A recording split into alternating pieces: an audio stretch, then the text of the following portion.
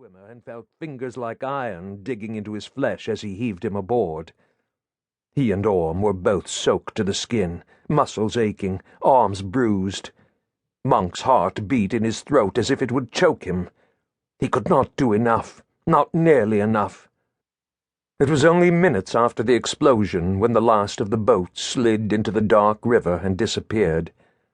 There was nothing left but the cries, the debris, and the bodies, some motionless, some still fighting to stay above the water.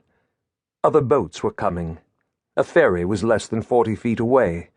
As it swung around and the men reached over to pull people from the water, the fading sunlight momentarily illuminated a picture and a name painted on the stern. A barge was making its way slowly, dragged against the current as it came closer.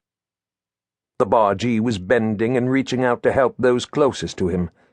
A small coal freighter was flinging barrels and scrap wood overboard, anything that anyone in the water could clutch onto to help them float before their imprisoning clothes dragged them still screaming under.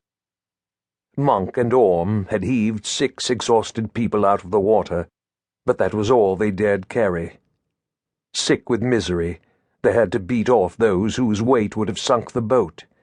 Monk had to forcibly push one man away from the gunwales with the blade of his oar, afraid that he would overturn the boat in his frantic attempt to climb aboard.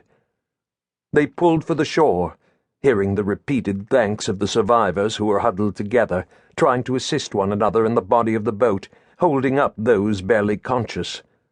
Men on the banks were wading as far as they could, roped together, stretching out to lift and help.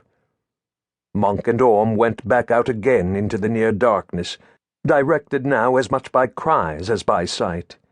They pulled several more people out of the water and rowed them ashore. Monk lost all track of time. He was wet to the skin and so cold he was shaking, yet he and Orm could not give up. If there was even one person still alive in that black water, then they must find him or her. It seemed every man in the river police was here with them, and all manner of others joined in, united in their horror and grief. The banks were lined with people offering aid. Some pushed mugs of hot tea and whiskey into freezing hands, helping the rescued to hold on and drink. Others had blankets. Some even had their own spare dry clothes. The moon was high in the sky when Monk and Orm finally moored the boat and climbed wearily up the steps from the river to the level dockside, acknowledging in a glance that they had done all they could. The wind had risen and scythed across the open stretch in front of the Wapping police station, which was their headquarters. Monk hunched into his coat instinctively, but it was pointless when everything he wore was soaking wet. He increased his pace. Weary as he was, the cold was worse. He could hardly feel his feet, and all his bones ached. The palms of his hands were blistered, so he could barely move them. He reached the door with Orm a step behind him.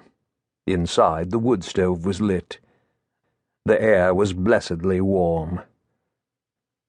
Sergeant Jackson came bustling toward them immediately, attending to Monk first, as rank demanded. "You better get them clothes off, sir. We got plenty of dry ones in the cupboard. Not your taste, sir, being a bit of a dandy like you are, but dry's all that matters now, or you'll catch your death. Begging your pardon, sir, but you look like hell." Monk was shaking so hard his teeth were chattering, and it was beyond his control to stop. "I thought hell was supposed to be hot," he said with an attempt at a smile. "No, sir, cold and wet. Ask any seaman, he'll tell you," Jackson replied. He turned to Orm. "You too, Mr. Orm. You don't look no better.